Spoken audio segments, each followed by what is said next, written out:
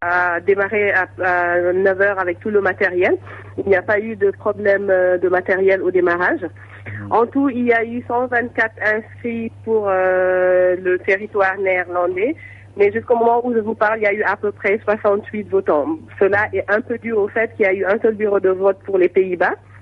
Et le bureau a été implanté à Amsterdam. Et ce n'est pas très évident parfois pour les déplacements parce que pour ceux qui n'habitent pas dans les parages, ils peuvent se taper facilement 1 heure à 2 heures de train. Mais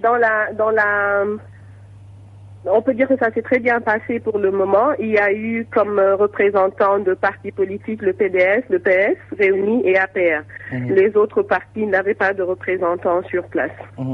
Alors, le bureau est ouvert jusqu'à 18 heures, donc encore un peu moins d'1 heure à voter. Alors, juste une question à titre comparatif un peu, en comparaison avec, par exemple, ce qui se passe en Italie, où certains immigrés n'ont pas leur carte d'identité, même s'ils ont leur carte d'électeur. Est-ce que c'est le cas aux Pays-Bas, où il y a eu justement quelques perturbations liées au vote du jour?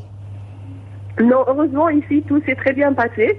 Et je peux dire que même dans la distribution, parce que j'ai aussi suivi un peu la distribution des cartes d'électeurs juste avant les élections.